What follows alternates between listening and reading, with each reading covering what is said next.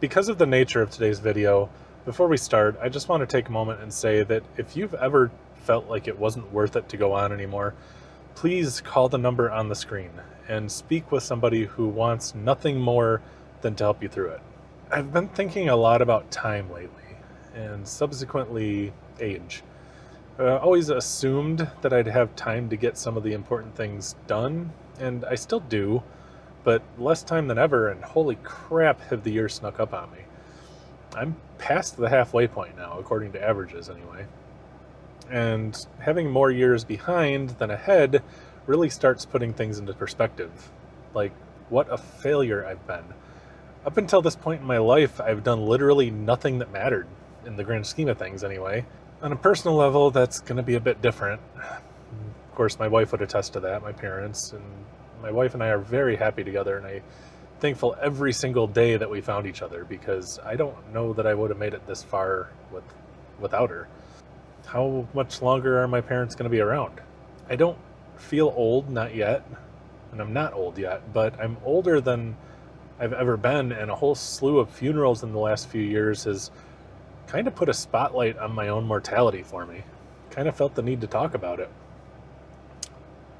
I've come to the conclusion that I'm not afraid of death, but I am afraid of dying, like the process of it.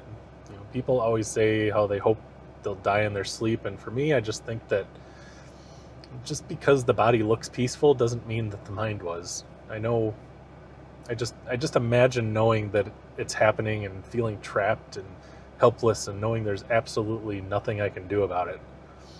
And I imagine that because I almost did die once, and this is something I've never told anybody.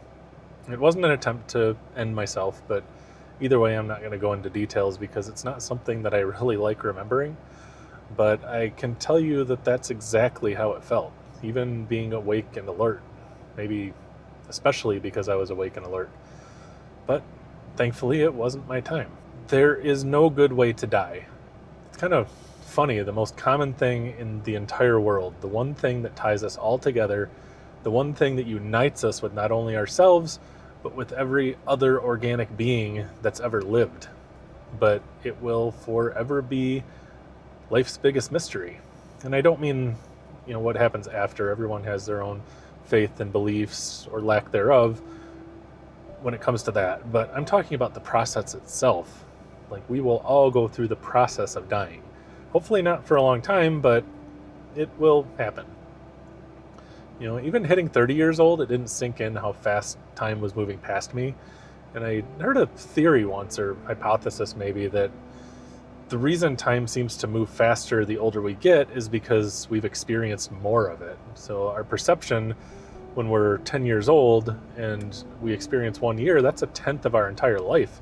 So from that perspective, at that age, 1 year is literally 10% of all recorded history in existence to us.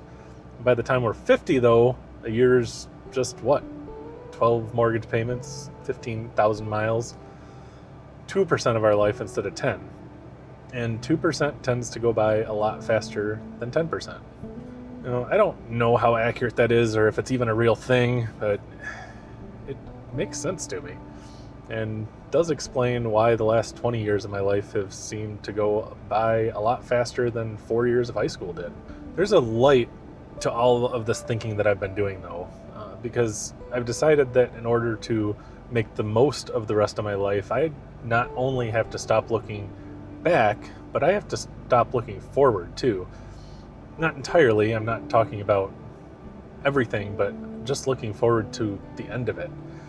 Forward for me should mean all the things that I have yet to accomplish and all the lessons that I have to learn. And so I'm not going to think about death anymore.